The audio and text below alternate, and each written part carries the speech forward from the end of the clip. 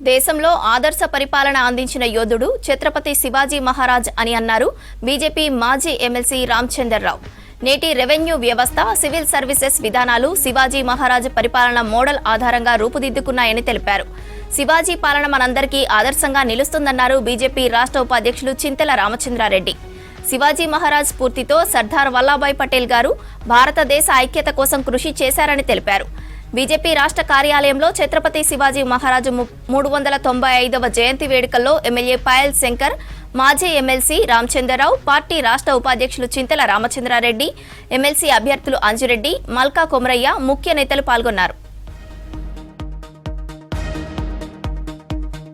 తెలంగాణ రాష్ట్ర ప్రజలకు భారతీయ జనతా పార్టీ తరఫున శుభాకాంక్షలు తెలియజేస్తూ, మరి శివాజీ మహారాజ్ని ఈరోజు భారతదేశంలో ఒక మంచి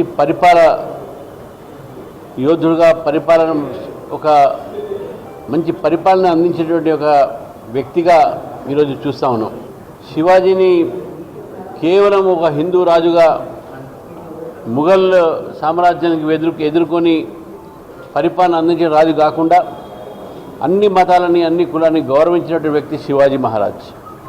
ఈ శివాజీ జయంతి సందర్భంగా మంచి పరిపాలన, అవినీతి రహితమైన పరిపాలన మన పరిపాలకులు చేయాలి, మన పాలకులు చేయాలని చెప్పేసి కూడా నేను ఈ సందర్భంగా కోరుతూ, మరి ప్రస్తుత రాజకీయ పరిస్థితుల్లో కూడా శివాజీ ఒక పరిపాలన మనకు ఆదర్శంగా, మనకు ఒక ఇన్స్పైరేషన్గా మిగులుతుందని చెప్పేసి కూడా తెలియజేస్తూ, మరి శివాజీ మహారాజుని మనం ఒక హిందూ రాజుగానే కాకుండా, హిందూ ఆరాధ్య పురుషుడే కాకుండా యావత్ భారతదేశం అన్ని కులాలు, అన్ని మతాలు కూడా గౌరవించేటువంటి వ్యక్తిగా వారిని ఈరోజు అందరం కూడా వారికి నివాళులు అర్పించాలని చెప్పిగా నేను కోరుతాను.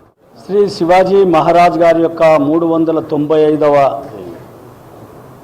జన్మదిన శుభ సందర్భంలో యావత్ భారతదేశంలో ఉన్నటువంటి ప్రజానికానికి అందరికీ కూడా, ఇతర దేశాలలో ఉన్నటువంటి భారతీయులందరికీ కూడా నేను శుభాకాంక్షలు తెలియపరుస్తున్నాను భారతీయ జనతా పార్టీ తరఫున. రాజకీయ నాయకులు నిస్వార్థ భావనతో ఏ రకంగా పనిచేయాలి, ప్రజలకు సేవ చేసేటటువంటి అంకిత భావంతో ఏ రకంగా పనిచేయాలి అనేటటువంటి ఆదర్శవంతమైనటువంటి పరిపాలన నడిపించి అంచెలంచెలుగా ఇప్పటి ఈ సంవత్సరంలో నడుస్తున్నటువంటి రాజకీయ నాయకులకు అందరికీ కూడా, అందరు రాష్ట్ర ముఖ్యమంత్రులకు, దేశ ప్రధాని కూడా ఈనాడు మన నరేంద్ర మోదీ గారు నడుస్తుంటే ఏ రకంగా శివాజీ గారే కనిపిస్తుంటారు. వారిలో ఉక్కు మనిషి సర్దార్ వల్లభాయ్ పటేల్ కనిపిస్తారు.